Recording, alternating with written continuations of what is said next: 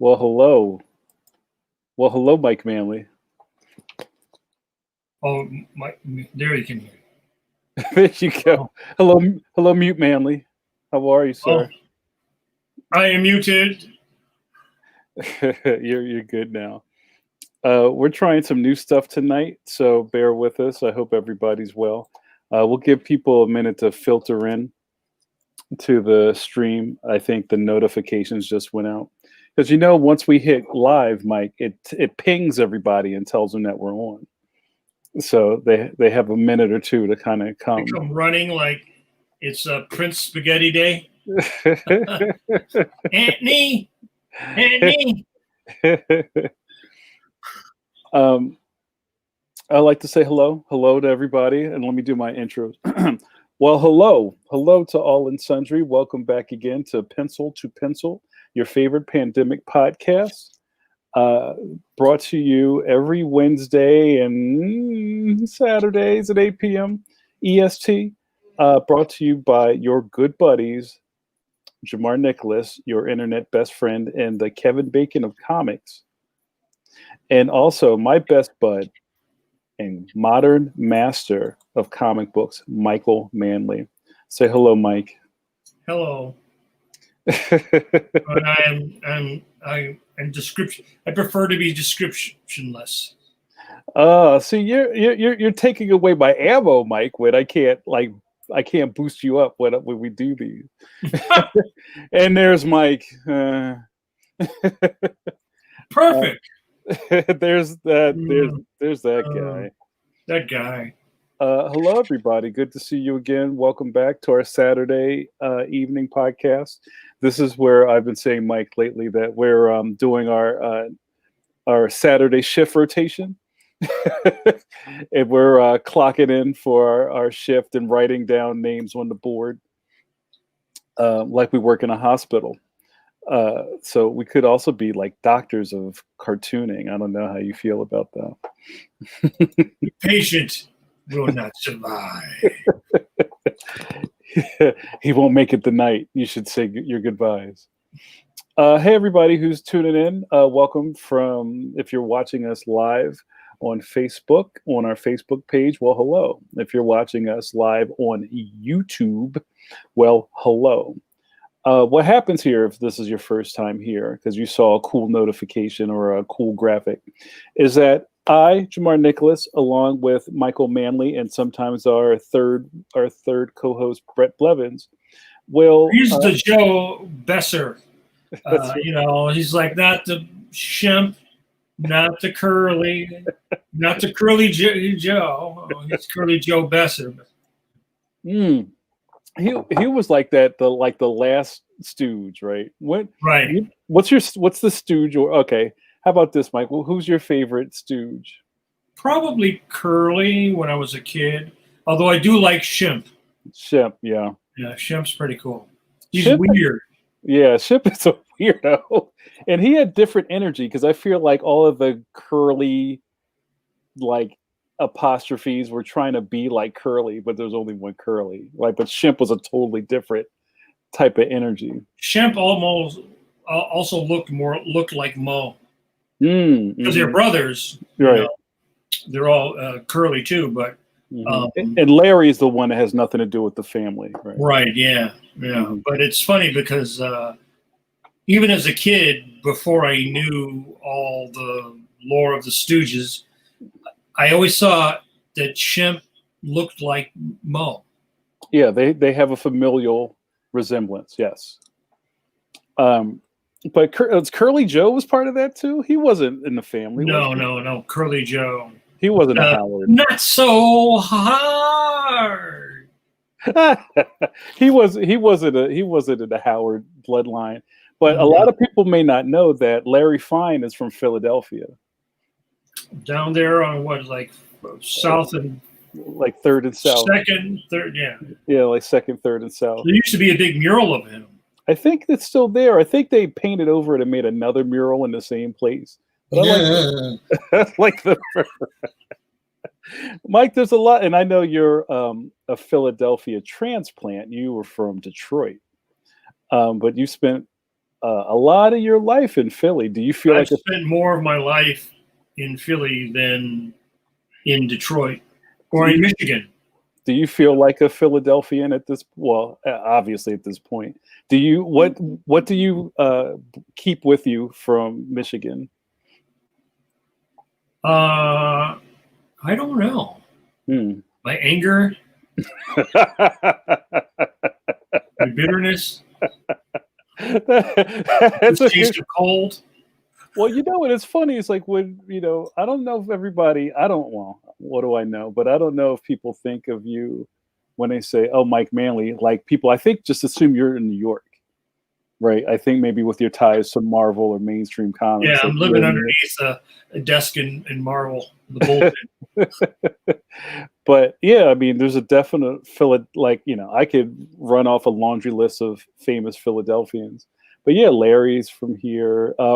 Thinking about kind of creatives like Robert Crumb's from Philly, and a lot of people don't know that Art Crumb's from Philly. I could go on and on. Joe Matt is a great underground cartoonist. Is from Philly. I think he still lives in. I think he lives in California now. I think some people like me were transplants. I think Crumb grew up here. Mm-hmm. Mm-hmm. Mm-hmm. Mm-hmm. And you kind of, I don't know, I can kind of smell Philly on people, and you can take that any way you want. But it's just something that's kind of like go to the airport. You go to Los Angeles. You go to the gate. You get to where the gates are, and there's like a gate here, a gate here. Mm-hmm. You can always tell the gate for Philly. You can't. That's the ugly gate. I remember there was a magazine article or something on the internet that said that Philadelphia is one of the ugliest cities in the U.S. And a lot of people took offense, but then it's kind of like, well, I don't know. It's not a style city like New York style, Los Angeles style. I think Philly has a style, but that's me. But go on, go ahead with what you're saying. What do you think? Do you think Philly is kind of just like like dusty? Like what's your vibe about it? It's sort of an unkept, sweatpants and eagle jackets. You know what? I don't know. It's funny. Like when It's Always Sunny in Philadelphia came out, and people were like, "Oh, that's Philly." And I think, and I say this a lot, Philadelphia is a town made of neighborhoods, right? So I think it's really hard to try to shoehorn Philadelphia into one thing. Like, oh well, it's like Yo Adrian is not Philadelphia. You know what I mean? Or the Rocky Steps is not Philadelphia in a whole. But I think there's three Phillies. Yeah. Right. So being a transplant, I think there's three. There's the Yo Adrian South Philly. There's the Blue Blood Bryn Mawr. Oh, the main line, yeah. And then there's the Blackfit. Yeah. Blackfit. Mm-hmm. Yeah, they don't like to mix very well. No, they don't mix very well. But it is fun once in a while when people come into the city and I drive them down Broad Street and they're surrounded on every side by dudes on four-wheelers doing wheelies down Broad Street. Or dirt bikes. Something about that now, actually. I was reading about that in the paper. Or dirt bikes and ATVs. If you guys saw Creed, the Rocky sequel, that's very Philadelphian. So welcome. Get out. Exactly. Your dog's barking you up, backing you up. Get out. Bill O'Donnell says Philly's a little more cohesive versus say Baltimore, which is like a checkerboard of gentrification and hood. Philly's on that route, Bill. Yeah. Like a lot of parts of South Philly, like underneath Spring Garden around the convention center, are really starting to like phase in. It was cheap, so a lot of people came in, bought stuff, started building. Yeah, people are knocking down houses in north of, let's say, Market, going towards North Philly through Fishtown, buying those old homes and basically gutting them and turning them into like $500,000 condos. Yeah, it's a thing. But all that to say is that Philadelphia has a lot of talented creatives. And I say this a lot, on top of other type of, art, Will Smith, like all the creative Our friend musicians. Will Smith. Will Smith, the Roots, Boys and Men, blah blah blah. There's a million, like Philadelphia sound. It's a big thing. And one thing that I've always said when people ask me what's up with Philly, like when the Eagles won the Super Bowl a couple of years ago and we were destroying the place, and they're like, what? I'm like, that's just Philly. Or a better example is what's going on with the election. And your boy said, like, what did he say? Philadelphia, bad things happen in Philadelphia. I remember we embraced that. The Phillies won the World Series, and I was teaching and looking out of the Terra building, which is along Broad Street, and seeing them come down and grease the light poles, take all the flower pots and everything off, because they knew dudes were going to be like crawling up and hanging on the light poles and everything, which they were. It's endearing. So, I mean, I don't know. I guess I don't know what you expect from people. Should they just go yay and wave a pennant and close their doors? Yeah, well, you can cheer, you can be enthusiastic. You don't have to climb a light pole and pull it down into the middle of Broad Street, win or lose. Hey, wasn't me, man. I'm sure most of the people that do that are not property owners, so that's a whole other thing we can talk about another day. Perspective and property owners. People who don't own property suck at perspective. You know what? Bross says, yep, I even painted the bad things happens banner for the Union game. That's what's up. Stuntkin is having a flashback about Boys and Men. Boys and Men is a very prominent group. They're still around. They do their thing. We actually saw them in concert right before COVID. It was cool. I went to high school with Boys them. to COVID? I don't think they were responsible for the COVID outbreak. But all right, guys, let's tell you what's going on tonight. And before we do that, I'm going to give a shout out to our sponsors. If you look up here at the John is the most Philadelphian word I can give you tonight. Look up at the John. You see that? It says Pencil to Pencil is brought to you by Clip Studio Paint. The good people over at Graphicsly are generous enough to supply us with their good graces and goodwill. And when we have enough people to run another contest, we shall do so. Also, our good buddy, John Morrow, who runs Tomorrow's Publishing, the publisher of Mike, the editor-in-chief's superior magazine, Draw Magazine. And Mike, one of our penciliers said as they were helping broadcast, was it that? Or maybe it was one of our guests. Linked. I think it was Chris Schweitzer said, Draw Magazine's Pencil to Pencil podcast. And I like that because this is really an offshoot of the magazine. I thought that was really cool. Same concept, except you get to see all the blemishes. And Cornwell, the art cat. You get to see cats also. But yeah, for anybody who wasn't familiar, Draw Magazine has been a magazine that's been in print for over 12 years, 13 years. It's been a while, Mike. Almost 20 years. It's been that long? I think 2000, I started talking about it in 2000. And then in 2001, it came out. Wow, that's amazing. We need to do something. We should have a 20-year anniversary. We should pull out some light poles. That's why it's grease the light poles, and we'll climb up them. And what the magazine is known for, it's a how-to magazine for comic book and animation enthusiasts and professionals.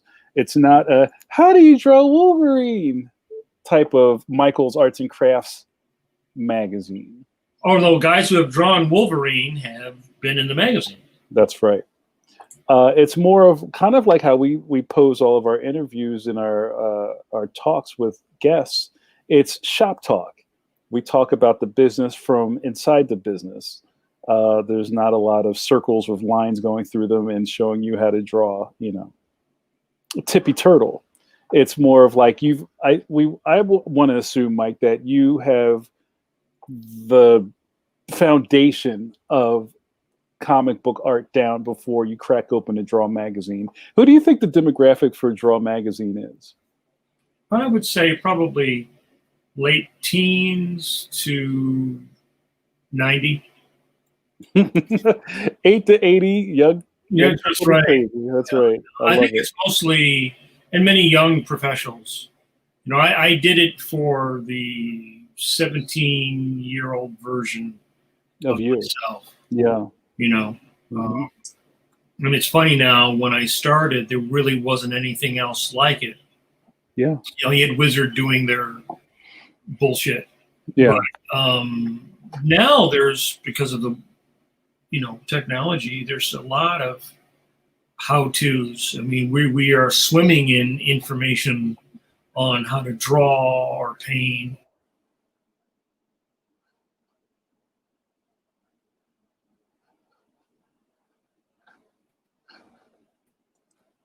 Mike?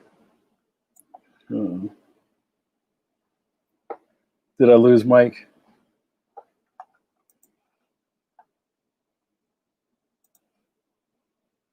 All right, we'll try to see what happened with Mike. We were saying that we might have some issues tonight, but hopefully he'll be able to come back in.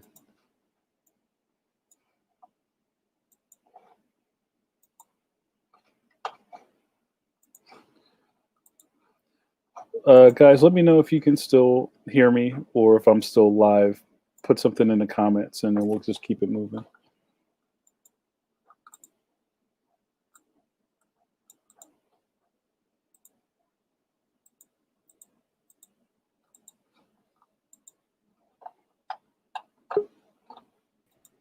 There you go. It has to quit, you know, at least once every episode. You know, it's funny, man. It's like back almost last year when we were doing Skype things, and it was such a shot in the dark with Skype interviews. Sometimes they'd be crystal clear. They didn't sound like you're driving through the Holland Tunnel, right? But you know, I think we've gotten a little spoiled by this tech, Mike. You know, this stuff has gotten really sophisticated and easy to use, but you kind of forget when things go bad. Like, that's why I can't get too angry when we get a hiccup or a spurt, because I think it's just bound to happen. So thanks for playing along with us, guys. Paul Power, just keep talking. That's what's up. So Paul Power says Shemp is Bob Dylan's favorite of the Six Stooges, Mike Mann. Who? Shemp. Shemp, yeah. So, all right, let's get to it, you guys. And Mike, I'm going to keep that off camera until we're ready. Tonight, we are sans guests, and tonight we are not doing a boot camp. So tonight, Penciliers, we debut hashtag Drawterday, because it's Saturday. Right? It's Saturday and we're drawing, and you should be drawing every day. So you draw every day, and we draw on Saturday. So it's draw today. So Mike Manley, what we're going to, besides rip my headphones out, what we're going to do today is we are both going to live draw while we have you guys watch us and ask us questions. So if you've been around when we've been in between guests or even talking through a boot camp, we talk a lot about supplies and technique and things like that. So you can actually watch us both do that. You're probably more used to watching Mike draw, because Mike usually handles most of the boot camps while I am producing and filling in witty banter. Cashing the checks. The cash and checks, brother. But tonight I have my little setup over here, and I think, was it Bill who said, fancy new mic? This is what I usually use for the podcast, but I've been giving it a break because, you know, what's that you used to say, Mike, Jamar, you're crunching. Right. And since I stopped using this, like, I don't really see much of a difference, but shit, I shouldn't have moved that. Between using this and not using it as far as quality is concerned. So I kind of set up my camera on this so I can move it around. So we're going to see how that goes. So we don't have the safety net tonight. We don't have any plans, but I'm going to switch my camera, and I'm going to share Mike's camera, and we're both going to do some drawing. So I'm going to still pay attention to the stream. So if you guys have questions or comments for us, please keep it going, and I'll put them up so we can react to them. Sounds good? All right. So Mike, I'm going to set you up, and why don't you let us know what you have on your desk? Oh, okay. Well, I have a copy of my sketchbook that I put out last year, Mermaids and Astronauts, which you can order from me for $20. Via PayPal to mike@actionplanet.com. So basically, this is a collection of pen and ink drawings that I've done over the last couple of years, which I call my wind downs.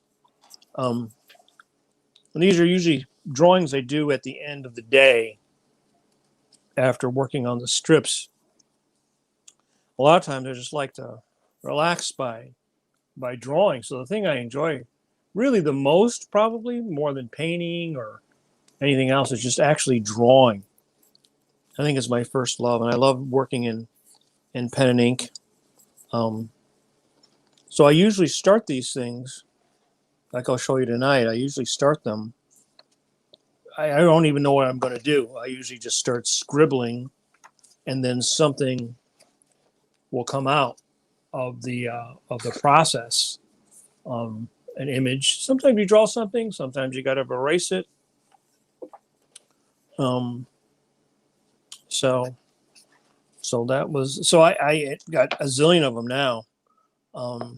So I have that, and then I have this sketchbook, which is almost full now. So you can see that was one of the ones that was, a couple of these were in the, some of these were in the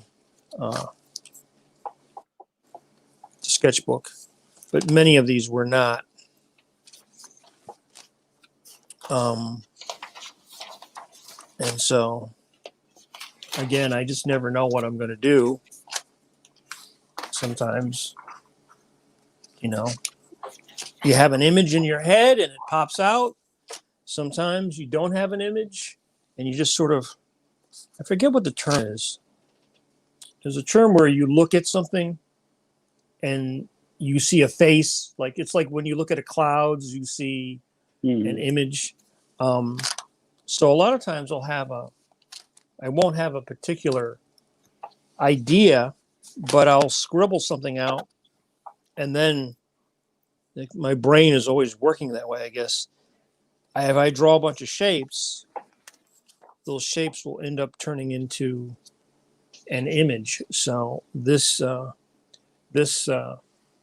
I came up actually with this little skeleton girl one night. And then I started drawing her, and that's turned into a whole series of pen and ink illustrations featuring her. And then I added a little male character, little skeleton kid, boy. And I guess I just sort of like, after working where you have to do very specific things when you're drawing comics, you're serving a script, it's sort of just nice to let my brain run, and I never know whatever's left inside just kind of runs out on paper. And I love pen and ink. I've always loved pen and ink. So sometimes I'll just sit there and scribble around. Some of them are more complicated than others. I like that one. I don't think I've seen that one. That's cool. Yeah. So people always ask me where do you get your ideas? I think ideas come from using your imagination, like building up your pecs or your biceps or your wind. Your imagination is like a muscle. So I think the more you use it, the easier it is to come up with ideas. And when I look at people like Kirby or especially somebody like Mobius, oh, there you go. That's what's up. When you're, those guys were just produced a fantastic amount of work. I'm always seeing new sketches by him. He's been dead since what, 2012, I think. He's been dead like 8 years, and I'm constantly seeing new artwork by him that I have not seen before. So, so this sketchbook is almost filled. This is the one that I did last night. So I have only a couple more pages. This thing is almost filled. So I will start. Just like you, I will start. And I will start one of my sketches.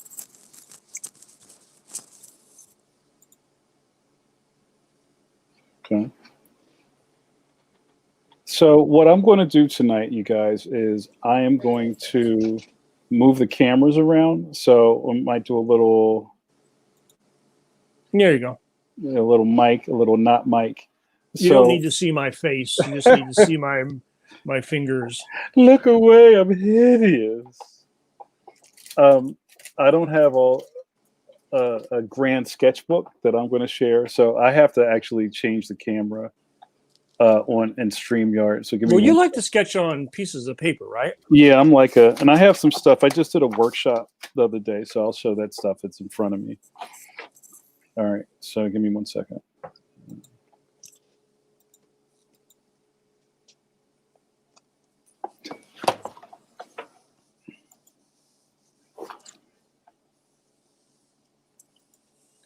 So this is, I'm still working on my camera here. We'll get it together. So this is a couple of things that I had in front of me. Last week, I did a school workshop.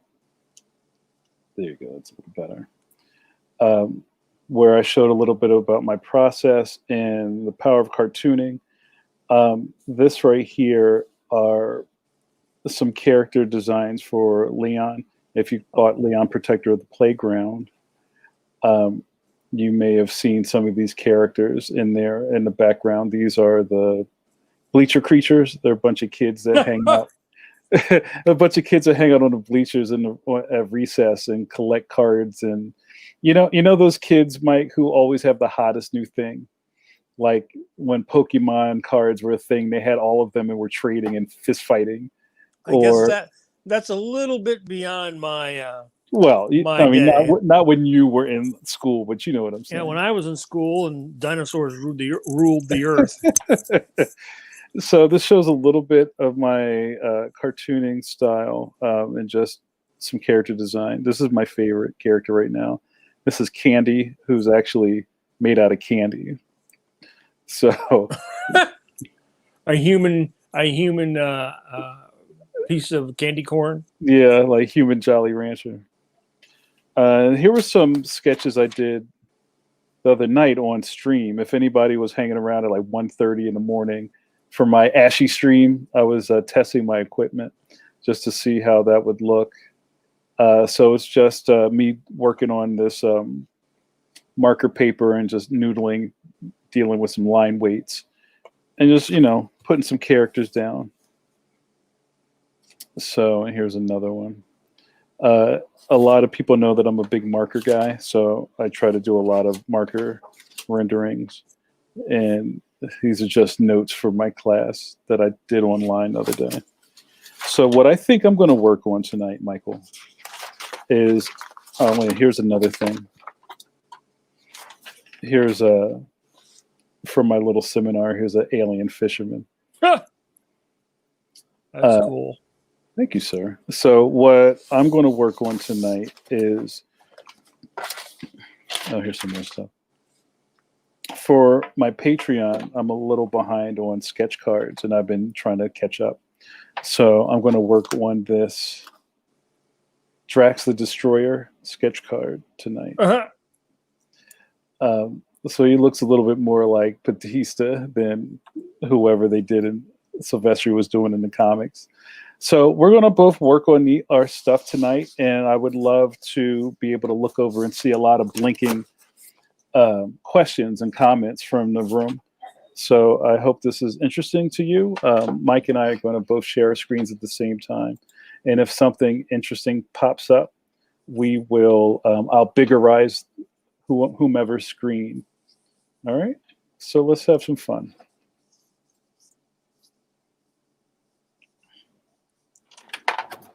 And I'm not playing any music or anything just for the sake of on YouTube. I don't want to get any strikes, Mike. Lots of strikes. Lots of strikes. So in the absence of any comments or anything from the room, Mike and I are just going to talk to each other. This is usually how a lot of our conversations go when we talk on the phone. Where I call up Mike, or you know what, Mike, we don't talk on the phone as much as we used to. I guess because the podcast has kind of widened that gap. Him again? Bit. No, I'm not here. I'm not here. Stuntkin says, Jamar, you've got some Jamie Hewlett influence. Yeah, I'm a fan of Hewlett. I showed a little while ago. I picked up that big hardback edition of his book, but I don't necessarily think that I pull anything from his work. It could just be one of those osmosis things, but a lot of people say very quickly that I'm very cartoony. And, you know, we've said a couple of times on here how that used to be a curse word, right? How dare you be cartoony? That sounds like the worst thing ever. But, you know, I kind of wear that as a badge now. So I guess if you think about the pantheon of cartoony cartoonists, how many of them are there? And then I guess you have to compare them to somebody, right?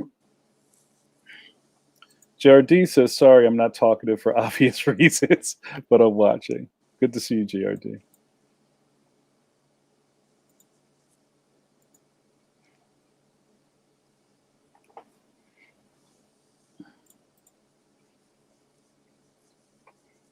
Yeah, I just sort of like squirrel around until I find something that I like or I want to draw. An image will form in my mind. It's kind of like you're hunting, right? You're like hunting for a shape or hunting for a line, right? Yeah.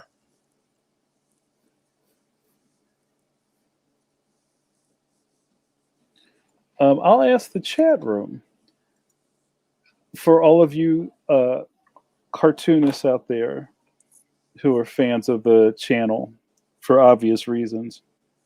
How do you guys get started? Do you usually just are you just beholden to deadlines and you have to draw stuff because it's due? Or do you keep a sketchbook like Mike or lots of loose paper like me?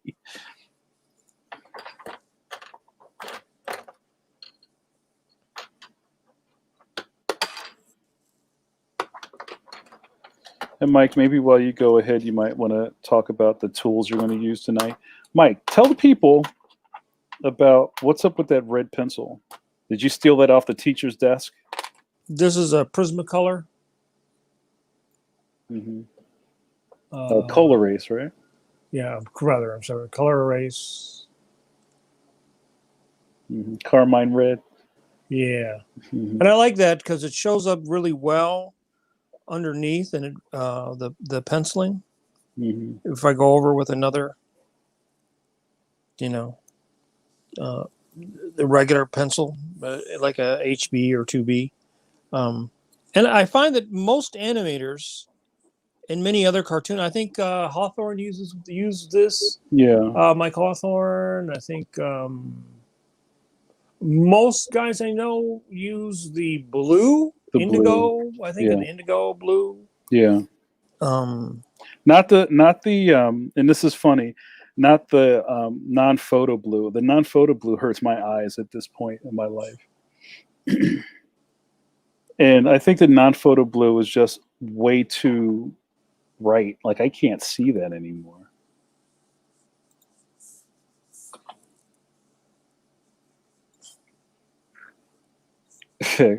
Stuntkin says, cartoony, pah, they don't know. What do they know?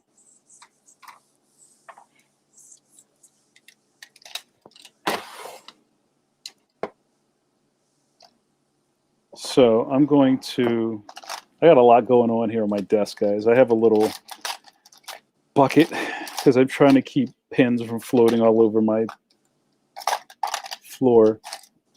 And I'm totally, I don't know what I'm going to use tonight. So you just kind of root around in here a lot.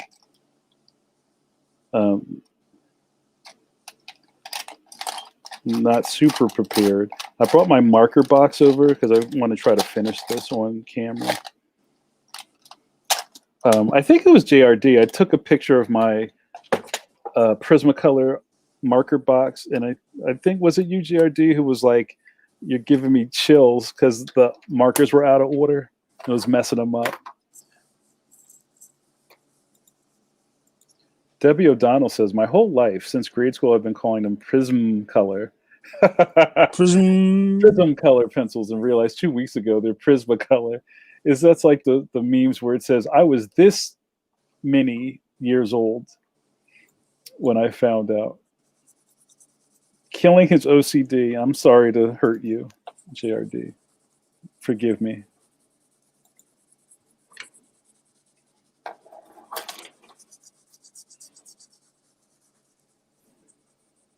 I hope this angle's not too bad for everybody. Yeah, I'm trying to get. We'll have to work out our technical issues.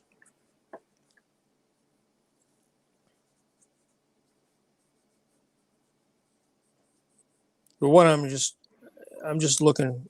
I found these shapes, so I sort of feel like maybe there's some kind of weird monster over here, and the little skeleton kids are like hiding here and looking. And maybe this is some kind of.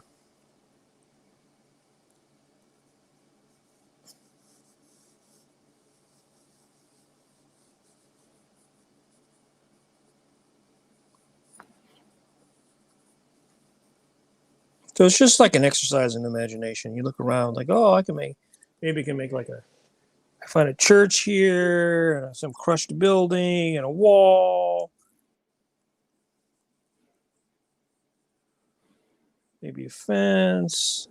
This is where you really sort of have to rely upon your imagination and your memory. Like, if there's like a bunch of wreckage here, maybe there's a big, there would be a big footprint there and another big footprint there.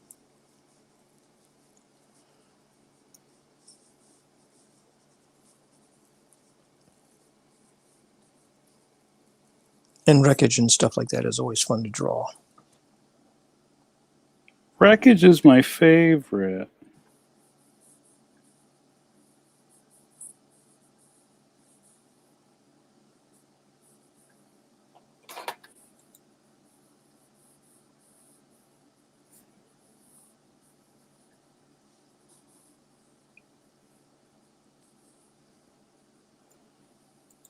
Stuntkin asks Mike, does Mike keep different sketchbooks dedicated for different purposes? No, I just have a bunch of different sketchbooks. I don't have one for like your feet sketchbook or something. No. Although I do recommend people. I do recommend that to my students when they're in the start where they're training. I do recommend that they do that. That they have different sketchbooks, and you can work on something like, say, okay, I have a sketchbook for faces. Yeah. Get a sketchbook for male faces, sketchbook for female faces, sketchbook for male figures. I sort of break, like you could have like, I think I had a little thing where I said there was like, you could have like 7 or 10 sketchbooks. So you could have men, women, general anatomy, heads, General Anatomy is perspective. my favorite soldier. Right. He was the best. General anatomy. So that was, and then you work on each thing. Every day you could work on one thing. Mm-hmm. Do you think most people, well, and this is something I'll ask you a question in a minute, Mike, but I think most people, what separates a lot of people from being professionals and being enthusiasts is, I think, time in the chair, right? And also, I think a lot of people fake themselves out for whatever reason to keep them from drawing. Like, oh man, I haven't opened my sketchbook in months. And then you just kind of sit on that. Like that's the excuse, but you're not fixing it. That's just what you tell yourself. Not that you could, after you say that, go open your sketchbook. But so what do you think wills professionals different than somebody who just really likes to draw but doesn't take it that next step? Well, I think it's because you desire to do it more than anything else. There's no way you can fake desire in this business. You cannot fake desire or dedication. You can have all the magazines and all the videos and all the, the different things, all the collections, and you can know the name of 1,000 different people. But what really makes the difference is you putting time in the chair. Yeah.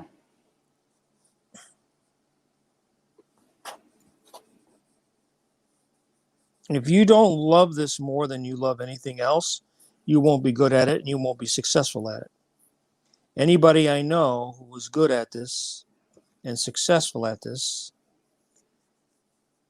that's what they do. They put acres and acres of time into. And if you don't, it just won't get good enough. You'll find something else. You'll always find a reason to do something else. Right. There's always something else that gets in the way. I guess that's what it is, right? What I just said. You find reasons for something else to get in the way. It's kind of like what do they call it? The self-fulfilling prophecy. If you don't do it, you don't do it. Right? Right. Like when I as a teacher, when I see a lot of sketchbooks. A lot of kids come, they would bring their sketchbook, and there's the kid who has the same little head, the same half-drawn thing, over and over and over and over and over and over and over and over and over and over again. And then you'll have somebody who actually finishes drawings. Well, that person is on a slightly different level already because they're actually finishing something as opposed to just, doing something again and again and like the thing that scares most people is a nice blank sheet of paper. That's my favorite thing. But that freezes people out.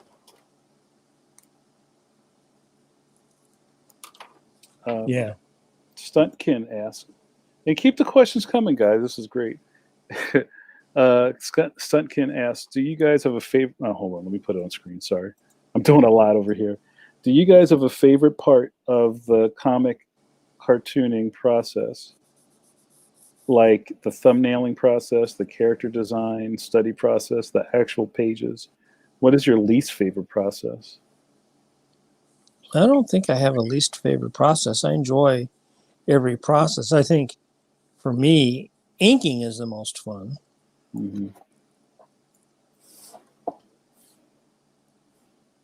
Yeah. Oh, that's really hot. Hold on a second.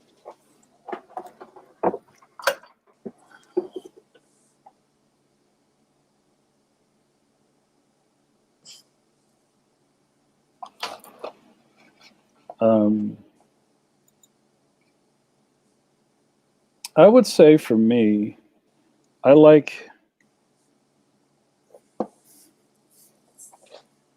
the. I think inking too. For me, I don't think about it a lot. Kind of like what Mike just said, but I feel like I think the heavy lifting comes in the pencil stage, and then inking's fun, right? It's kind of like where you get to reward yourself for getting through the hard part. And then sometimes when you're inking, you find stuff you've missed in the pencil stage, and you have that last minute audible you can call. I don't think I have a least favorite. I think my least favorite might be post production, like scanning pages and things like that. I'd rather have my assistant do that, but I'll do it if I have to.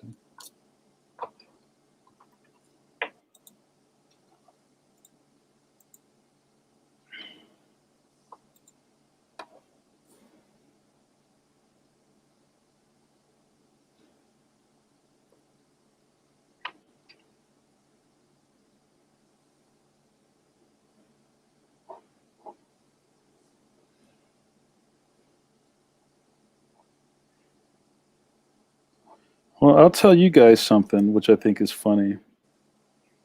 Is, and I joke with Mike a lot. One thing that has, I don't want to say kept me sane, but helped my confidence a lot is being friends with Mike Manley. What? It's, it's a, Should give you agita. well,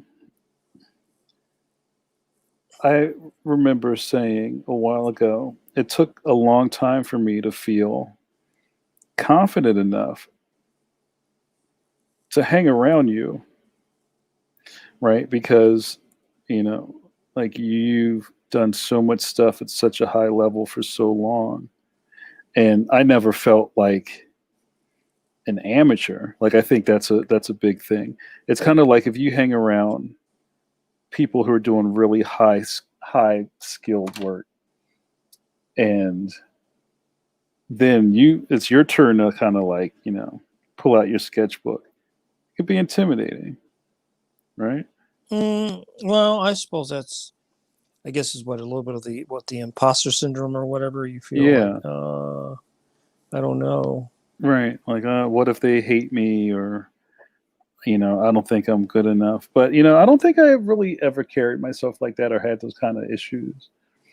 But I remember feeling like I had to kind of prove myself in a way to the peer group. But that didn't last too long. Right, so just like imagine like everybody or all you guys are like Marvel dudes, and here I am with my little comic strips. You know what I mean? But it took me a while, and I figured it out. And you have to learn to lean into your own deal or your strengths. And I never wanted to be any of you guys. You know what I mean? But just wanted to be good enough to be accepted by the group, I guess. Well, I guess I never had any.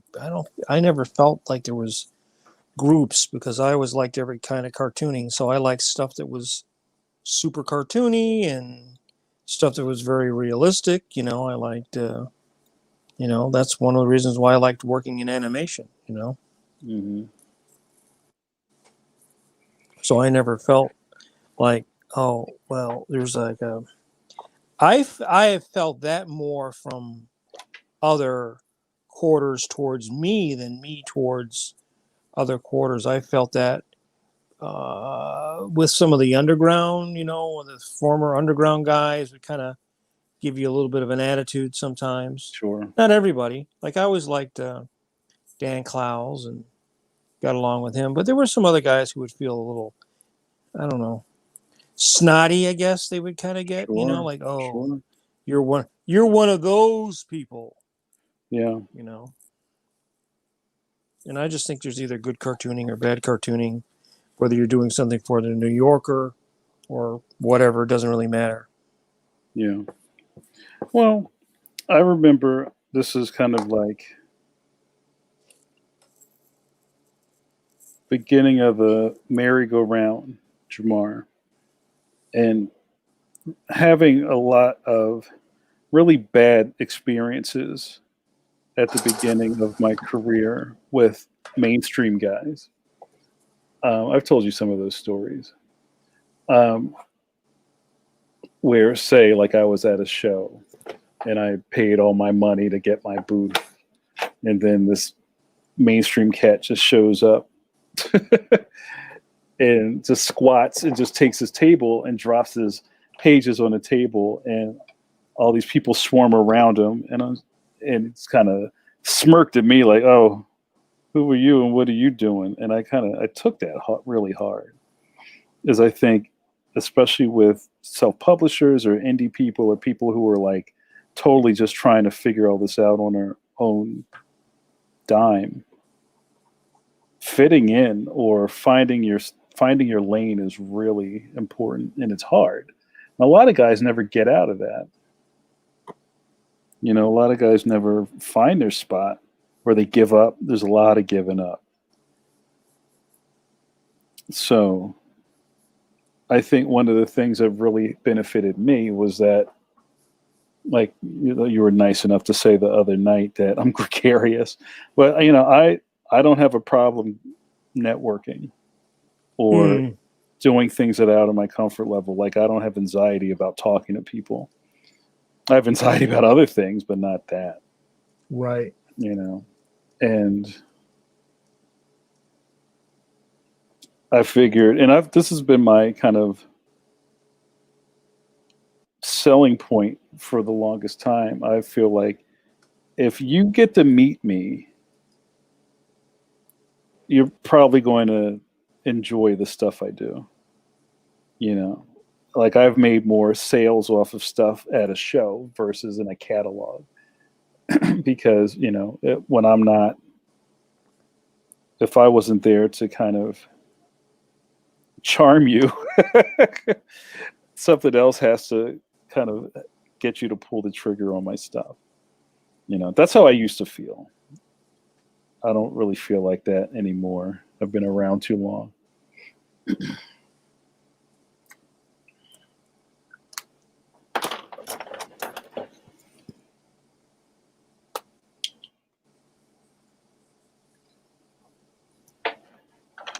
Bill O'Donnell asks, does giving folks the benefit of the doubt help at cons? I try to view it as, you don't know if they've had a bad day or not, so be nice. So do you mean that, Bill, on the sometimes that has backfired? Do you mean that on the artist side or on the fan side?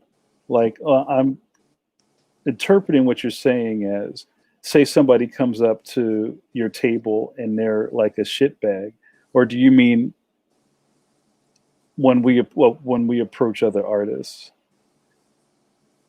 I just need a little more information. Eternity forever. Haven't seen you in a while. Hello. In New York City, there are so many artists in a large comics community. Networking is easy to do. I think it's easy, but I don't think everybody's good at it. And I even mentioned something like that the other night about how, I think it was with Chris Schweitzer was on, that it's hard, I think, for some people to be able to even like introduce people to other people, right? Like, I could run down the line of the people that I've networked or made bridges with other cartoonists, and like, I don't lose anything by that, but I do know a lot of people in the industry who would never introduce you to their people, and I think that comes from a place of insecurity, or like, well, if if I introduce you to this person, you might be their friend, or I'm going to steal them from you. It's very high school. We said that on the thing, right? The other night. Right. Yeah. It's very high school. And I'm not exactly sure how that happens, but it's just, again, you have a lot of people who spend a lot of time by themselves, hunched over a table, and social graces aren't always the first thing you get from a comic book artist, right? So they might be a dick, or they might be hungry, or they might need a taco. But when you're at a show, you're working, right? So I think I'll flip it. I think a lot of fans look at that as, you shoot your shot. You only have one moment to meet somebody or make an impression. So if I, as the fan, got up the nerve finally to go over to Mike Manley and say, "Hi, Mike, I'm a big fan of yours. I have all of your stuff. Can you sign my Marvel tinfoil cards? Hat. Can you sign my tinfoil hat?" And Mike is like, "What? Ugh. Come back tomorrow. I gotta piss." Right here at my table. Mike may have had a really bad day, but that person is going to leave, and just is going to ruin them. So I think there might be something to be said about being a little extra nice to people, no matter how tired you are, because it sucks, and the food is not great at a comic book convention, and a lot of times you don't get a break. I can count on one hand the show runners that set up people who come to your table and say, "Hey, Mike, how you doing? You want some chips? Or can I, lead you?" There was more. I think the smaller cons were like that. Yeah. Baltimore, Nathan's always like that. Mark's always like that at Baltimore. Yeah, they take care of you. Yeah. But yeah, some places are not like that. I think it used to be more like that in the old days. I think once it went to the celebrities, it was kind of like, "Fuck you, comic guys. We don't really need you because we got, the guy who opened the doors on Star Trek, so you can screw off." You know? Bill finishes that by saying, "I try to do that as a fan, the artist, to be nice, but also working behind the table with my girlfriend at a con. It's just, it's just good business to not be an asshole to people, but it doesn't come easy to everybody. It really doesn't."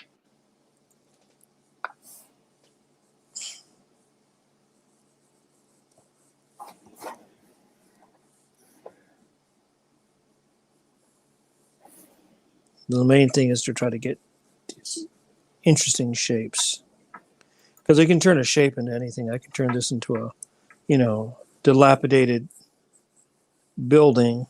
Because that's why I was just searching for the shapes, and also erasing is also part of drawing. That's something I talk about in class a lot. But we're generally taught that erasing is a mistake. Right. Right. And most people look at, if you erase something, you've screwed up. You've really made a mistake. But actually, this is something I can say that going back to art school really benefited me in this way.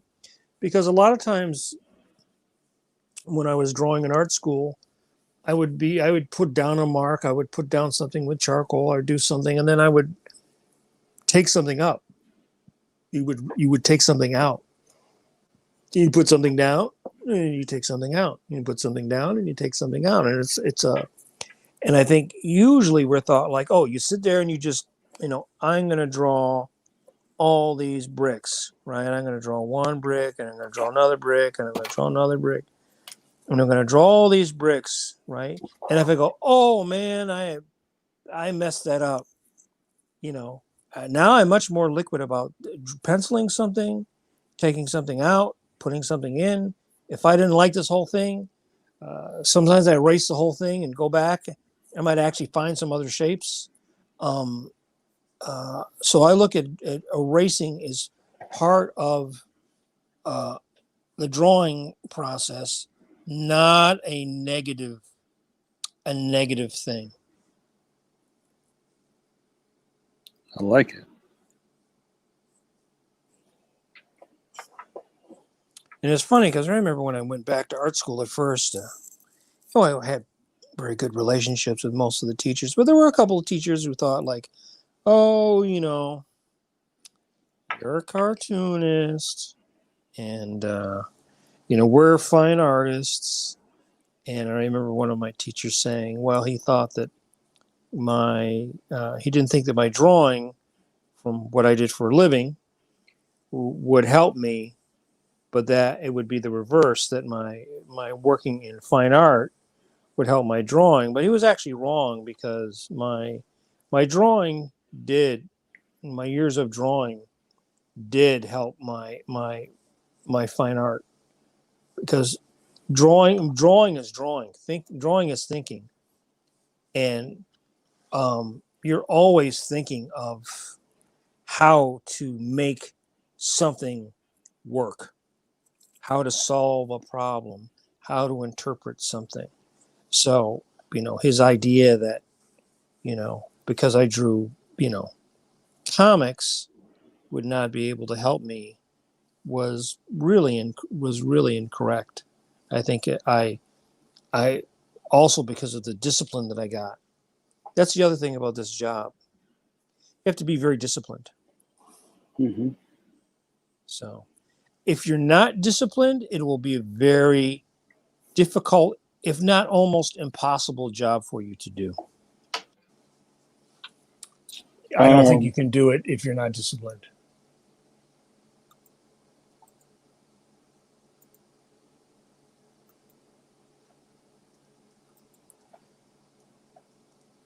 So Bill says, Mike.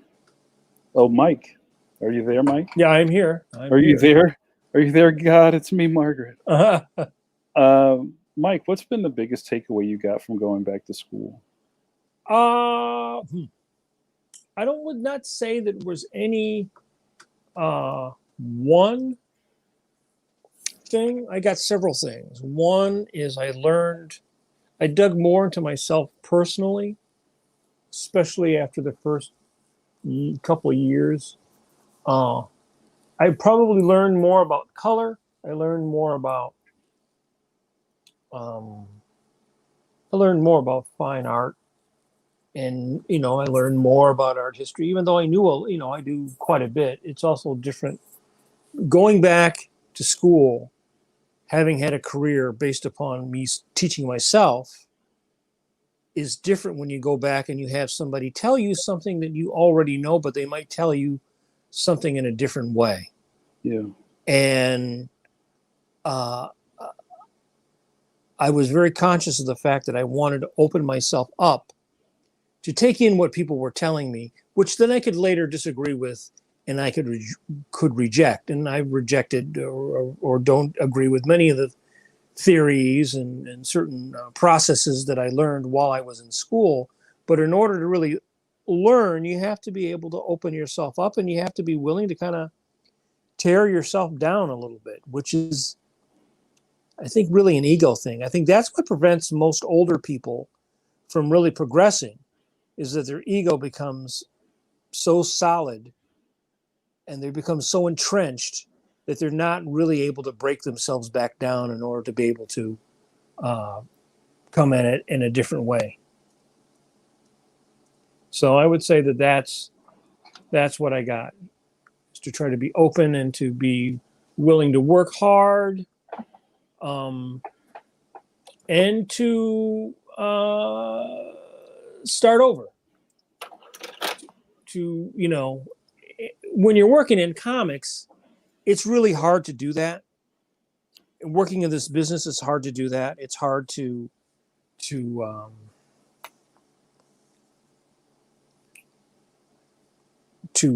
start over because you have a deadline. Yeah. But in fine art, since you're only serving yourself, it's you do have the luxury of being able to start over. And so very often I would work on something and then I would reject it, and I would be willing to break it all down and start all over again. That is something I really benefited from working in art school, going back to art school, that did help me quite a bit, being able to also look at things from different perspectives.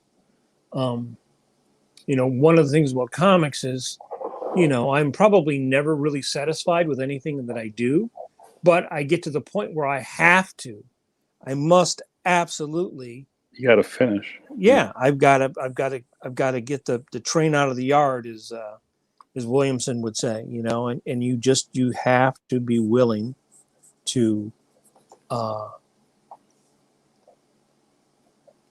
you got to get it as good as you can, and then it used to be that it would go in the box, like the FedEx thing, but now, we don't FedEx, but, you got to scan it and send it off to the home office.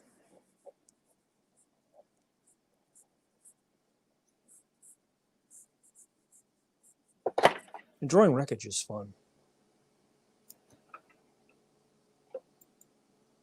Bill, is there anybody else talking tonight? Is this Bill? A little Debbie. You see what I did there? A little eternity. Bill says the ego thing is very true. In a number of universities, there's a notable difference between students who have been in academia their whole life and those who go back later. True. And there's also a difference between teachers who have gone out in the real world, or people who, just work in the school, especially in regards to fine art, it's like almost like a generational thing, Mm-hmm.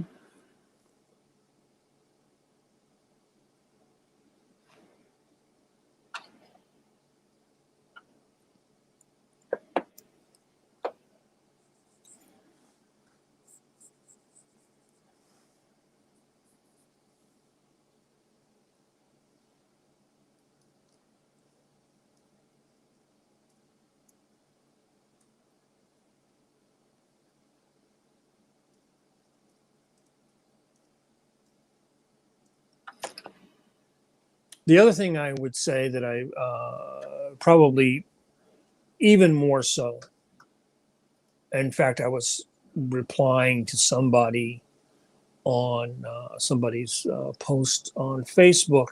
I think it's very important, especially for young artists, especially now, to always have personal work going. There was a lot of time when I was younger that I did not always do a lot of personal work, or not in a serious way, because I had deadlines and I was working on stuff for Marvel or DC or Dark Horse or whoever. But I have to say that I realize now that that's really an essential thing for young artists to do, because when you work for the corporations, and it can be very fun and rewarding and on many different levels, financially, everything, but they will eat you up, and they will eat up all your ideas. And for some people, that works. They're happy to work for those companies, and that really works out well for them. Mm-hmm. And for other people, it's not the best situation for them, because it will drain you. And so I found that for a while, I found that it was not as rewarding to just work for them. It was actually felt better to do things for myself. So it's still fun to do the stuff like Phantom or whatever, but it's much better for me to do this. And I think you should always be feeding your id, feeding what's inside of you, developing your own IP, developing your own ideas. It's great to be working for these big corporations, but in the end, when they put out a new DVD box set of Samurai Jack, I get dick squat out of it. I get nothing. I don't get anything. I don't even get a copy of the DVD. I get another, maybe something on my IMDb, but that's all I get. So I think it's, especially today, it's really important to be doing your own stuff. Yeah. But, I think if you don't have the star power, so to speak, sometimes I think for a lot of people that doesn't seem realistic, Well, it doesn't have to be. Like, I'd hate to say it's easy for you to say Mike Manley. No, but I don't think it has anything to do with my career per se, as it has to do with me doing things for myself. Mm-hmm. Right? It has nothing to do with my ego or the fact that I drew Batman or anything. Me doing this is me. This is for me. This is not doing anything for DC or Marvel. This is just investing some time in myself. And that's going to come back to pay you off. Now, for some people working Marvel or DC or Disney or DreamWorks or working on a game thing, that is like their dream come true. They're perfectly suited to it. They love doing it. They get everything they want out of it. And, maybe it will, the sun will always rise on them. But I think today things are much more unsteady in the fact that, you're dealing with a global situation all the time. And it's just better for you, even if, it doesn't have to be a major thing. It could just be like, I don't know, needlepoint, or you like doing watercolors of certain thing. It can be anything. So you see, right now, I kind of found all these shapes, and now I can finish these shapes. And I originally was thinking a figure, but I really didn't like that. It was too cheesy. So I decided to do this weird alien giant squid thingy, which is much more of a fun thing.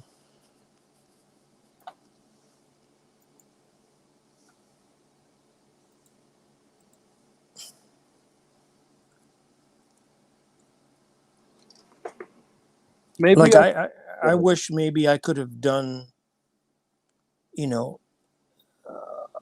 a little jealous sometimes of the younger folk, because the world is much better as far as doing, being able to do your own thing and being able to reach it out to people. When I was in my early 20s, even if I did, and we've talked about this before, even if I put my stuff out there, I would only reach a few thousand people in North America, maybe eventually some in Canada, and maybe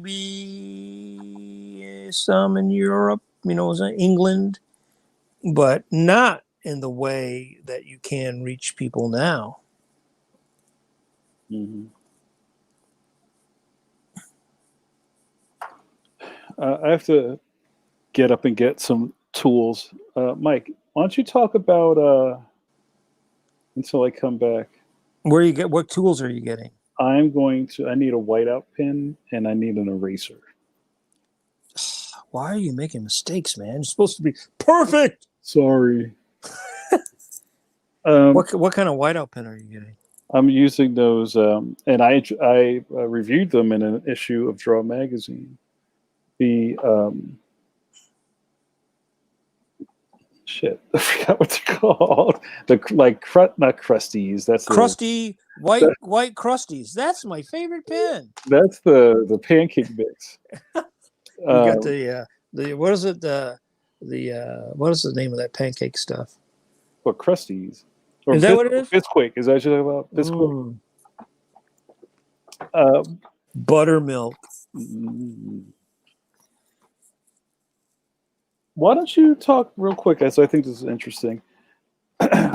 Since the dawn of like the streaming stuff and going live, Have you found any value of drawing on camera for people, or like, what do you think this adds to other people to see the process happen in real time? I guess I can't say that, and Mm. whether it is only other people can say it. I always love, even today, I will watch videos of other people drawing just because I like it, and I think Yes. it's very fascinating to watch other people draw. I'll be right back. Keep talking. And so I'm always watching things on Instagram. I was watching somebody just earlier today on Instagram do something. So I really enjoy that. Like I said, I love drawing. That's something I think I've come to realize.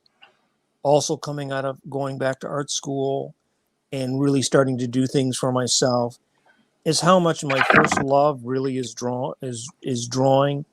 Even though I love painting, and and my I guess right along with that is I love pen and ink, which some people might think is a very old-fashioned medium now, but I think it's my first love, and I think it's such a powerful, primal, expressive medium. You know, I can do something.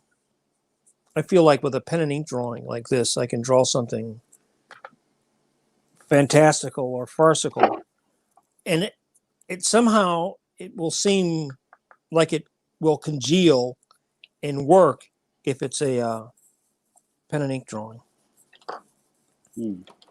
So, and also with these drawings, I'm also just trying to get it tight enough that I can start to ink it, because I don't want to pencil them super tight, because I want to leave some of the fun and some of the drawing and some of the danger or the figuring it out in the inking stage. So these characters, which started out with me just drawing this little girl with a skull face, totally came out of me just doing these weird sketches before I would go to bed. So I think if I sat down and I said, okay, I'm gonna make something, I don't know if I would have come up with something as interesting if I had not just sort of let my my imagination kind of run with it. Mm-hmm. And they're kind of odd characters, because I was looking at like real skulls, and I think the first drawing I did of her, she had more like a real skull, like a real proportional skull to like a 10 or 12-year-old girl. And then I started doing these drawings. I wanted to make them somehow cuter, almost like a Edward Gorey or Mm-hmm. like a Gahan Wilson or something. And so I wanted them to be cuter. And so I was looking at baby skulls, and baby skulls have like these much cuter proportions with their smaller jaws and stuff. So Did you go to Baby Skulls R Us to look at baby skulls? yes, well, it's funny. I have actually, in the art school, I actually drew we had real skulls, real skeletons, and I actually drew a baby skull, a real baby skull, in one of my drawing classes. So they actually had real skulls and skeletons, bones. Now, of course, some of the skeletons were so old that they could bring out certain only parts of them, or they had them in display cases, because as bones age, they become much more brittle. And I still have never decided exactly. I'm actually working on a graphic novel of these characters, and I sort of have to figure out, this is not necessarily our timeline, but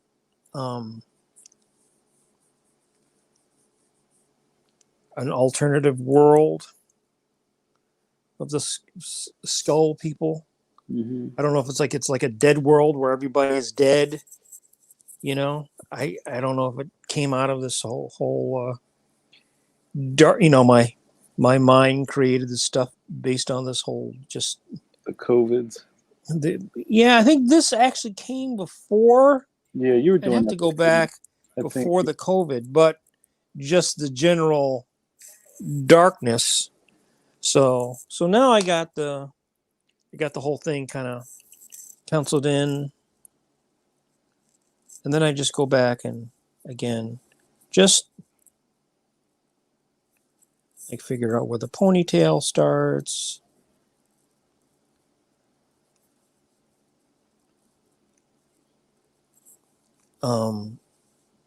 And then I will make the rest of it up as I ink it.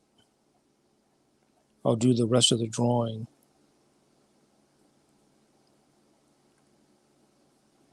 as I ink it.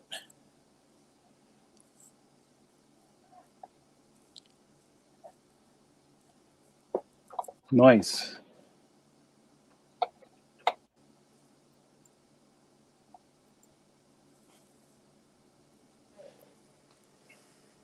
So over here with me, I'm doing the MCU version of this of Drax, and just because of his scars slash tattoos are so stark, I kind of don't really care what they look like. This isn't canon. Well, he didn't have. I seem to remember in the comics he was like a guy with like a green, and then he had like a purple suit, Right. right? That was like designed by Jim Starlin or something, probably back in the day. He didn't. Nobody has capes in the movies, I guess, except Thor. Right. And Doctor Strange. But I'm just kind of swiping across the art here. And I find this is funny, Mike. I find that a lot of people, one of the favorite things for me is if people actually ask if I get a commission, that they actually want stuff that I created as a commission. But I think it's just the fandom. It's like, can you draw a Wolverine?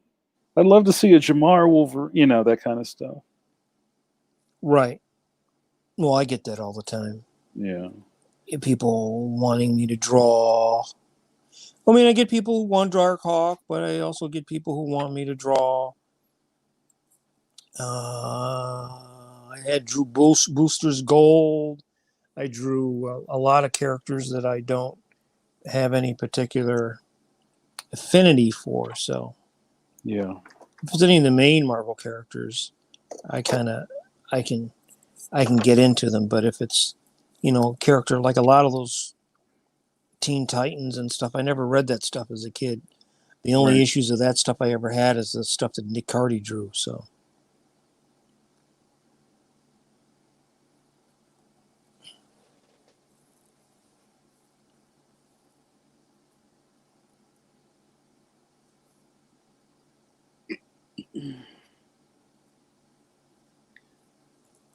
One thing that I guess I don't want to say gets my goat, but in the times where I've been very kind of arrogant about being a cartoonist is I think there's, and this will be an interesting discussion, I think there's pushback in the fine art world, Mike, against mark making. That's a big art school thing. Mark making versus an idea. And what's more valuable, the skill of making marks or coming up with a really great idea? Well, that was basically my whole MFA experience was, it's the triumph of the idea.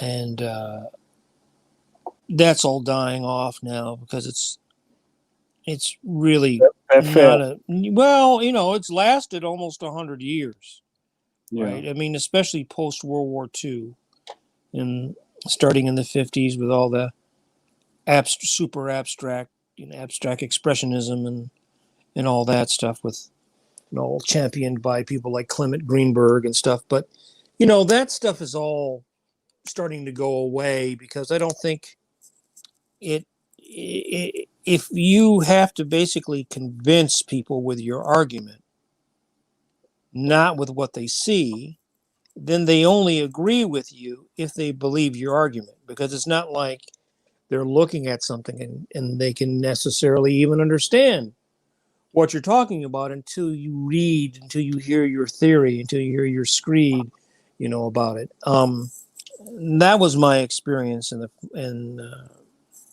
the master's program.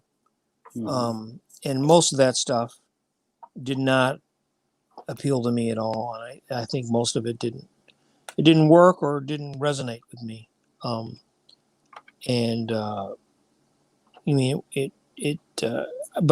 think that is starting to wear off now. It might take another 30 years until this current generation of museum people are retired. It's a bit of a mind. It's a mindset. Well, yeah, I mean the unmade bed, all that kind of thing, where you could walk around the city with a nail in the bottom of your shoe, and that nail could be making little teeny marks, and that would be in that context that would actually be considered to be equal or better than anything that Rembrandt, or any old master. It's like that only works if you believe that, if you buy that argument, right? And so you have all these institutions and all these people that are basically make their living and make their fortunes, their careers off of endorsing that type of thing. And I don't think that that's going to last. I don't think that that's going to last forever. I think it's all, the amount of people alive today who are interested in figuration has never been greater. There have never been more people interested in cartooning. There have never been more people interested in figure drawing, animation, than right now. I mean, that's why when you go on YouTube and, you go over the internet, there's all these classes, all these people want to learn how to draw. They want to learn how to paint. They want to learn how to make something. They want to learn craft, and the craftsmanship in my time in the MFA was often that was a bad word. Craftsmanship was bad. Yeah. I mean, I actually had one of my critics tell me that because I could draw and paint the figure well and I could do landscapes well, I should never do that again. I should basically unmake myself and try to figure out some other way of expressing myself. Not get actually even better at it. Just abandon it. Just give it up. So boulder dash, as they say. I don't know. Do you feel like that comes from a place of fear, or being like, I don't know, because I just feel like all of this stuff is about protecting your spot, right?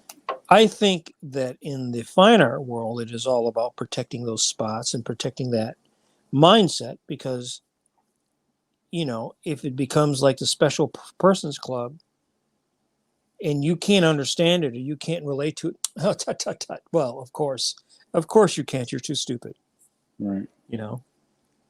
And lets more people in to make more money. It's like it's this weird way of sort of like manufacturing wealth and status if you use that way of thinking about things, because it's not about like really being great at drawing or painting or whatever.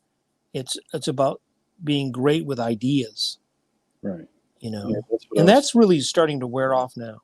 I think there was a real, you know, it was a real generational thing. And some good stuff did come out of it, but not a lot. And not a lot I think that's going to be related to people 200 years from now, 300 years from now. I think people will learn more about us 300 years from now from a Norman Rockwell painting than they will from the bulk of abstract painting. They'll understand that was an important movement in art, but I don't know whether they will relate to it as much in 100 years. We learn a lot and relate a lot to the past by the art, the music, the literature, the drawings, and the paintings done from hundreds of years ago. We can relate to it in a human way. I don't know whether people are going to be able to relate to,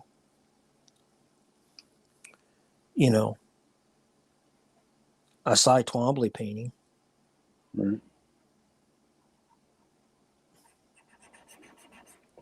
And ladies and gentlemen, this is how a conversation with Mike and I sounds like on the telephone. Welcome to comics. There we are. So I'll kind of go through, and then I just sort of pull the shapes out.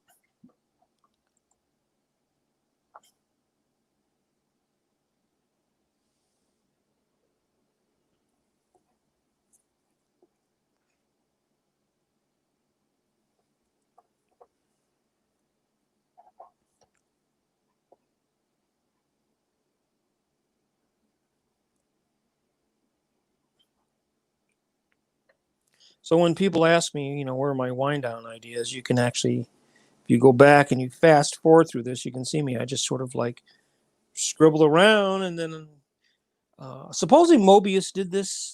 The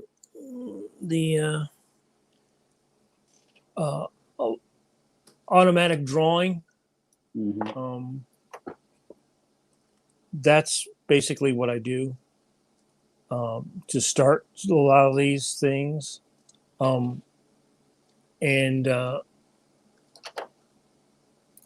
it's fun, because you just kind of let your mind wander.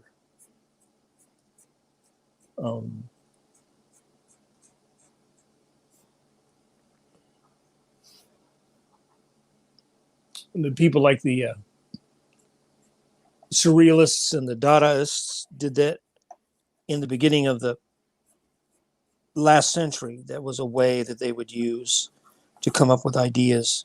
So see, that's an idea that you can take, which came from, modern art, that you can use to apply. In this case, I'm using it to apply to help me just stretch my imagination.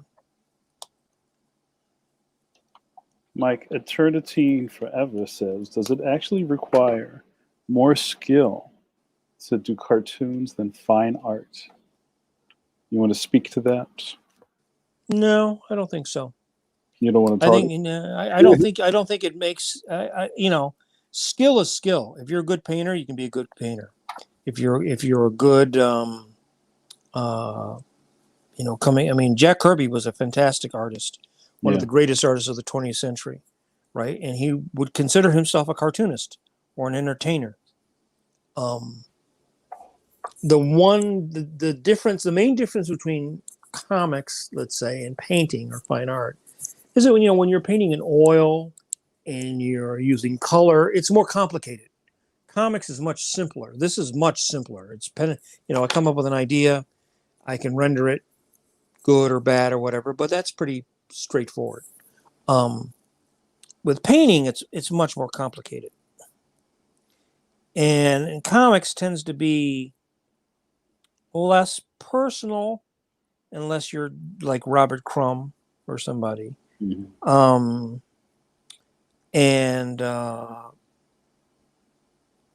So yeah, but as far as I don't think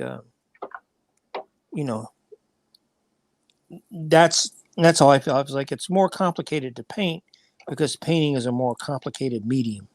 Mm-hmm. But I don't think, if you're a great paint, it's like I love John Singer Sargent and I love Jack Kirby. And I honestly could not say that even though I love Sargent, I would be wanting to throw Kirby under the bus, and say, oh, he's a lesser artist because he's a cartoonist. Right.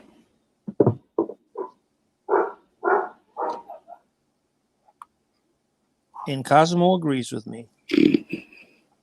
Eternity Forever asks, when Disney says KISS or keep it simple, stupid, did the animators have to unlearn things to make the animation art work?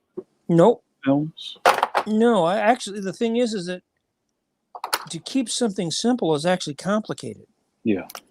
Right? To be able to draw at the high level that the 9 Old Men developed into from working from the early rubber hose stuff to eventually doing stuff like Jungle Book, where Milt Kahl was doing those fantastic drawings of Shere Khan and everything.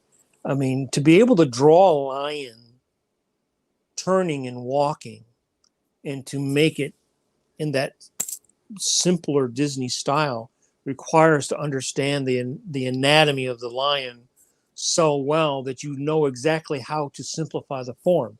You still have to understand the form and understand the anatomy as well as any, and probably better than anybody else, because you're making it move. You're not just drawing it from one angle. You're drawing it from every angle. And you're also making it act. So there's no such thing as, when they're saying keep it simple, they're talking about an approach to design or staging or layout or something like that. But that doesn't mean that it's a simple process. It's a very highly sophisticated process, because what you don't show still has to be in there, still had to be considered, and then you had to consider what you're not showing, what you're leaving out. And so that's not easy. It's very complicated. It's much easier to render in the end stuff like a photograph. Stuntkin asks, wouldn't you think cartooning and comics is a lot of skill compared to fine arts, though? Because cartoons and comics tend to produce a lot of work compared to the fine artist. So we talk about volume or process, you know what I mean? I don't think you can equate volume to quality. Mm-hmm. I don't equate volume to quality, because there is a trade-off. There's, as I talked about earlier, I produce a very high volume of artwork. And I feel it's mostly, pretty good. But there are times that if I was serving myself as a fine artist, I would be able to work on it until I was completely satisfied. But I never have that opportunity working in comic books. And maybe if I was doing a graphic novel, but not doing the strips and not ever working for Marvel and DC, or working for anything that has a deadline, at a certain point, you can't say, well, you know what, I'm going to scrap this and start all over. No, you gotta go. It's gotta go. It's gotta go out the door. So no, I don't think that volume necessarily, or lack of volume, because there's plenty of shitty painters. There's plenty of people who suck. You heard it here first, folks.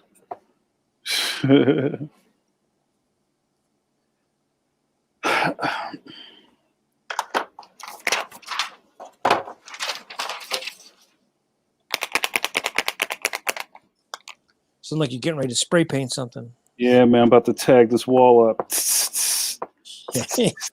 I'm sure Darcy would be very happy with that. Hey, look what I did, honey. Spray paint the back of the house. Yeah, I don't do that anymore.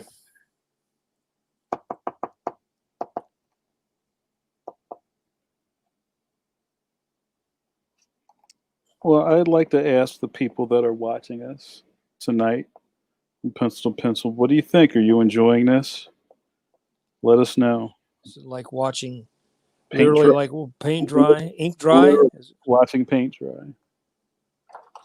How are you enjoying Draw Today? I guess we just should have both drawn Wolverine. Yeah. Sorry.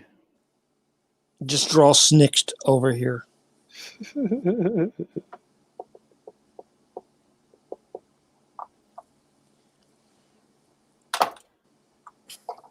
Because the show only works if we know how you feel about it, right? We don't do this for ourselves. The whole point of Draw Magazine, if I'm correct, Mike Manley, is it's an educational tool. No, it's just for me. All right, sorry. Just for me. I got that all wrong. Just so I can interview people I want to talk to. So, I'm selfish that way. it makes me want to think that the people that hang out with us on the stream or watch us do stuff live are getting something from it in some way. They may be fans of you, Mike Manley. They might be those penciliers who go, holy shit, Brett Blevins. I think we just have people that want to say that. They may be fans of mine, Jamar Nicholas, Philadelphia's favorite son. Holy shit, Jamar Nicholas.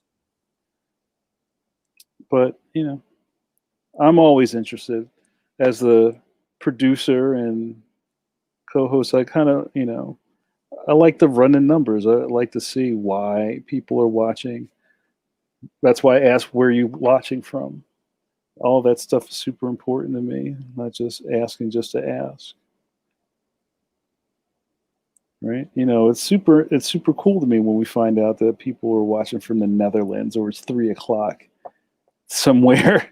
Is anybody morning. watching from the Netherlands? The hinterlands? Tonight, I'm not so sure.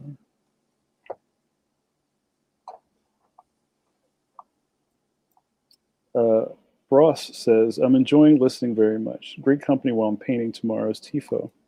Very cool.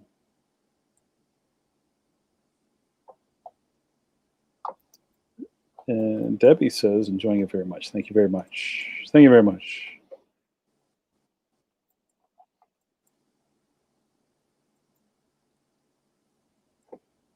Do you own any Elvis records? No, I'm not an Elvis fan. I'm not an Elvis fan to the highest degree. So you were saying you would step all over his blue suede shoes?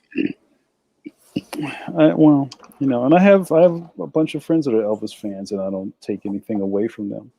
But I just didn't like his metrics.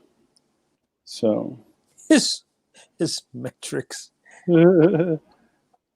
You never watched Elvis in Hawaii? I did you have see an Elvis concert. No, I've seen Fat Elvis, but a big thing for me was back before there was a word for cultural appropriation. You saw this, he was a super charismatic guy. He was very talented. I'll take nothing away from him, but I didn't buy into that. And it's kind of like, I don't want to get too racy here, but it's kind of like people who discover black stuff on other people's skin and think, wow, that's so amazing. You thought of that? And, and I kind of know where that stuff comes from. So it's hard for me to be a fan of it. But again, that's not me knocking. Elvis is the king. Yep. But I didn't rock with him. That's all I'm saying.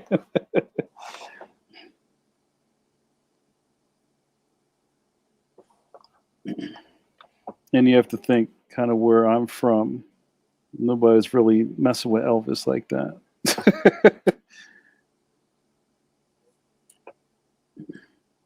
I don't know. Back in Michigan, I knew black folk who like country music. Yeah, I mean that's and I remember some people were talking about like Hee Haw and stuff like that. Like everybody watched Hee Haw. Yeah, we all watched Hee Haw back in the day. So I'm almost finished my Drax over here.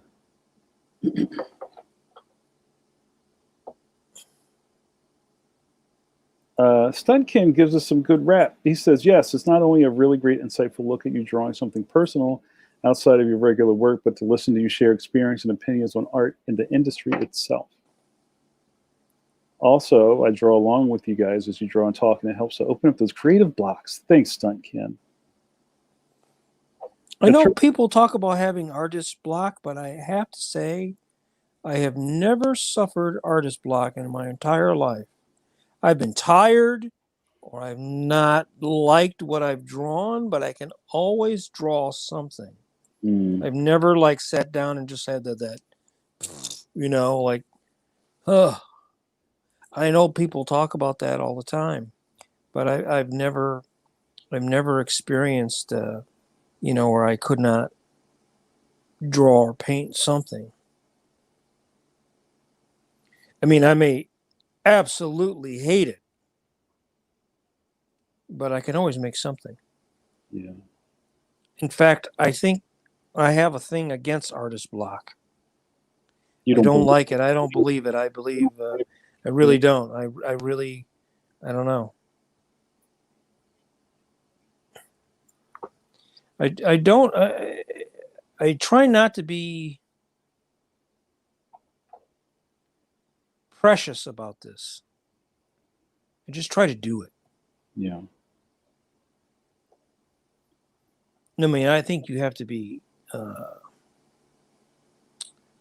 cognizant of your own personality and how you feel, but I try not to be precious about this. I just try to do it. If I don't like it, then I do something else. Word. All right, guys. So I think I'm done with my Drax. I think anything else is kind of overdoing it. What do you think? So now I get to sign it. My favorite part. That's my favorite part.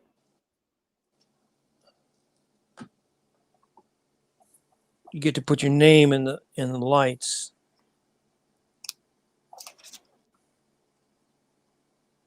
Well, the other thing I do is I jump around a little bit when I work on these things. Since I'm sort of developing it as I go along, I sort of like to. You got your Happy Trees voice right now. I've got the what? You got your Happy Trees voice right now. I like to take the time and draw these happy little bricks. Lots of bricks. Oh, Eternity, going back to the Elvis thing, says there's a great Elvis doc on Hulu, I think, that paints Elvis as a lover of black music and culture. Well, that's interesting. Oh no, I'm sure he was. You Yeah. know, cultural appropriation aside, I think all musicians respect music and respect talent. Now, whether they were fair,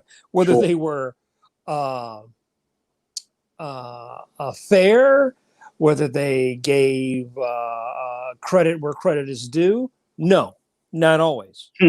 I think there were certain people I think Sinatra did, and there were certain people that were like that who were very successful who did, and then some people who didn't. But I mean, just from knowing all the musicians that I do know, I mean, I think musicians are just like us, just like artists. Yeah. Guys who draw and paint, gals who draw and paint. You respect talent when you see it. Everybody likes talent. So,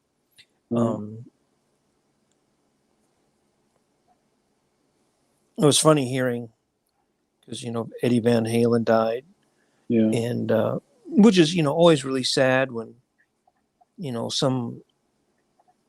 somebody was really an awesome talent passes from this world into the next.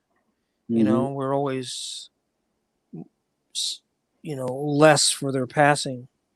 And I was not a huge Van Halen fan. My brother Dave was major Van Halen fan. But I guess I heard some people, as it is with anything, when somebody passes, you always have those people who say, "Oh my God, he was my favorite," and then you have the other people go, "I don't fucking get it." Right. No, he was bullshit. Right. Like there's always that yin and yang. Yeah, I was not a big Prince fan. Mm-hmm. But I remember when he died, it was like, oh my God, some people were just, it was like a huge, huge thing. So I know a lot of like heavy Prince fans. Like that's their guy. Everybody's got a person, right? Yeah, I was never. You weren't a Prince guy, right? Nope. I never, I didn't hate Prince, but it was just like not my kind of thing. I never bought a single Prince album. Well, I think that's another part of the internet is that people, when you see a signpost, people have to piss on it, right? It's just easy enough to drive by it, right? It's like, oh, so-and-so, I had never heard of them. Then why are you commenting on this thing? Right. So Prince was not my thing, but I would not, if people said, hey, Prince died, it was like, whatever. Mm-hmm. Right. Like, just keep it to yourself. What is it, that one meme where it's like, let people enjoy things? No, the internet is not like that now, man. You don't let people enjoy things. What are you talking about? If any of you guys like this kind of stuff and would like this kind of stuff in your mailbox, you can join my Patreon. And this is a tier where you can get... I thought, okay. I was going like, you would like a drawing by Mike Manley in your mailbox. Yeah, you can pay me and I'll make Mike do it. How's that?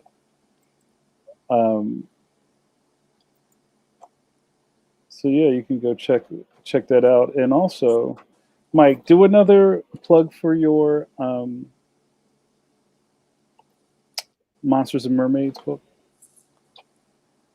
Astronauts and Mermaids. Astronauts and Mermaids. Oh yes, you can get a copy of this fine self-published sketchbook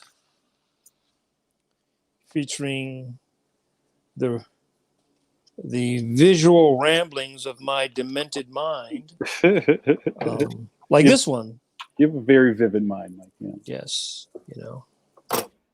I think sometimes one of the things about drawing the strips, which are very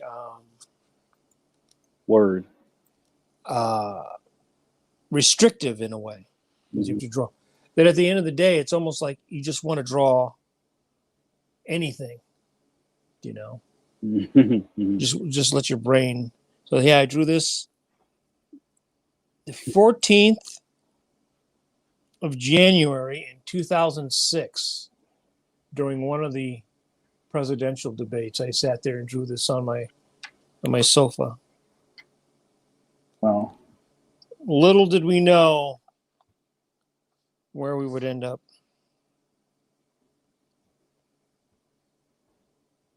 Beautiful. And I remember when you first started putting these wind downs on your socials, people were like, "What?" I think you kind of caught people off guard with it, not with the subject matter, but just you were really throwing a lot of ink technique at each one of these illustrations. So I also think that people were surprised because it doesn't look like maybe my other stuff. So comics tends to typecast you. Oh, you're a gritty artist, you're a horror artist, you're a superhero artist, because that's what they see. And so they think, oh, they think you're Drax, right? If you put 15 Draxes up, they think, oh, this is a guy who likes to draw Drax. Right. He's a Drax artist, right? But that's probably not true, but that's what they think. Yeah. So I like doing a lot of different kind of stuff. I like doing the strips, especially the Phantom, but I also like doing this weird, whatever the hell this is, just letting Mike Manley's brain loose on paper. I suppose if I could find a way of making a living and doing this. I do have a Patreon for those who are interested in it. Yes. Do you know the URL for it, or is it? I don't know. Did you? I think we used to have a thing for it. But I think you just type in Mike Manley or type in Pencil to Pencil into Patreon, and it'll come up. Yeah. Yeah, I used to have it. I don't know. I might have gotten rid of it. We haven't talked about it in a while. But yeah, so, I mean, on top of this being a lot of people's favorite podcast, we also have enterprises. We have engines that we need to keep feeding. So, consider joining us in some fashion. Mike, didn't you have a Ko-fi account or something like that? A coffee account? Who? Oh, this is it's called Coffee, but it looks like Co-fi. It's kind of like PayPal for really small amounts. Like, it's almost like a tip jar, or you can put, for the price of a cup of coffee, throw Mike $3. No, I don't have anything like that. Yeah, I mean, it's not the end of the world, but there are a lot of people who could also use another a little scratch behind the ear now and then. Mike, did you freeze?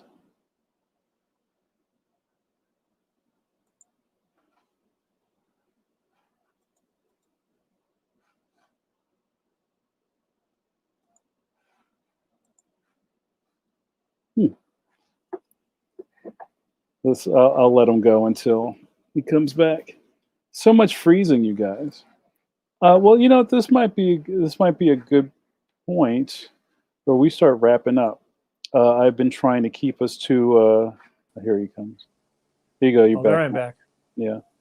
Mike, I'm gonna start wrapping us. I just wanted to keep this to 2 hours. I think, Mike, you think you're going to finish that tonight? Are you going to post that, or are you going to maybe do it later? Yeah, I'm here. No, I'm talking about your drawing. Like, are you going to finish? Well, we're not going to do that on camera. Mike might finish that himself, and I'm assuming most of you guys are following Mike on the social media. I know Mike has you've been really heavy in the Instagram lately, haven't you, Mike? Or do you think your Facebook is where you spend the most time? Are we Mike? still on? Yeah, we're still here. Can you hear me?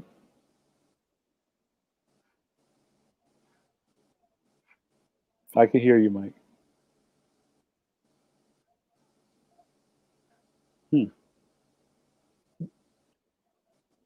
Okay. Yeah, There you Oh, Go ahead. wait a minute. StreamYard's being weird. Yeah. All right, we're going to wrap it. Hold on a second. All right.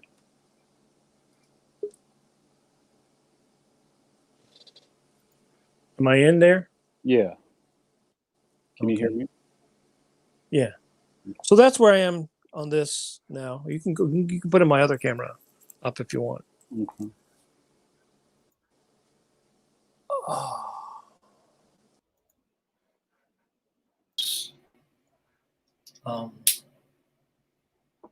Tonight, probably. I'll be up a little late. Finish this up. I got some other stuff to do. I'm also working on the Phantom. Yeah. Mike, are you still doing live drawing on your Instagram, or are you not doing that anymore? Because I used to go live on IG a little bit. I am not. I have not done that in a little while. I used to do that. Yeah. What we've been talking about, you guys, is we have some show news to tell you soon. Is I think we're going to try to push a lot more content at our YouTube channel and probably our Facebook too. So I kind of led Mike into that question because I've been dabbling with drawing more on camera. If anybody's friends with me on Facebook, I did an ashy stream, and I called it ashy stream the other night because it was like 2 a.m. My hands were dry and I'm drawing. I think Mike and myself are going to start doing some maybe live drawing sessions on YouTube. Is that kind of what we were talking about, Michael? Yeah. Yeah. Doing, basically doing like we did tonight. Yeah. Eternity forever follow both of you. I love it. So yeah, we want to add more content to our YouTube channel, and I'm still really serious about our march to 500. I think we're kissing 300 subs right now, Mike. Yeah. But I think we can. I would love to see by Thanksgiving 500 subs, and all of you can help us get there by spreading the word. If you came here because you saw your favorite artist on here, and then we're like, "Oh wow, this is pretty cool. I'll watch the rest of these." Tell your friends, right? It only helps boost our signal and get us a little closer to world acclaim. So I do have some news. Starting in November and maybe the 31st, we haven't decided if we're going to do a Halloween episode yet. Pencil to Pencil is going to go to 1 episode a week.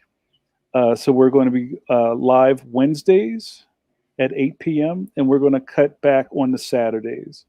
I think just for our own self-care and because of the busyness of all of our studios, I think it would just be fortuitous for the near future for us to just do one a week. And maybe that'll change. I would like to see us come back. Maybe at the turn of the year we can go back to 2 a week. But or that's maybe we have like a special episode with somebody or whatever. Yeah. We're not completely locked down to 1, but I think this will be a good time to start paring back a little bit. We love all the support and the well wishes and the signal boosting that everybody does, but we also, I'm sure Mike would like his Saturday back once in a while. And just again for the sake of self-care and us continue, not burning out, especially as it gets closer to the holidays, where it just gets more wild, right? On top of your deadlines and all that other stuff, you have family commitments and all of that. So I'm sure you all understand. And if anyone doesn't understand, you can see me outside. Thank you. This has been cool. I enjoyed Draw today. Mike, would you want to do these again? Would you like to do this again? Yeah. No. No. But yeah, I had a lot of fun, and the time went by really fast. And I think this might be the closest fly on the wall style video we've done soon. Because since we started, because this is just like you and me talking and drawing on the phone. And I love the authenticity, and I'm always amazed and inspired by what Mike comes up with on his sketchbook and from his pen. So I think everybody gets something from being a part of Pencil to Pencil. All right, I think that's it for us. If anybody has anything else for us, we're going to say our goodbyes. I'm going to put up some signposts early at the beginning of the week about our Wednesday guests. See, there we go. Nice. Wow, you got really far in that time. You went from a blank page to that. That's wild. Yeah, and then once I get the characters outlined here, the background and that stuff usually goes. That's super quick, right?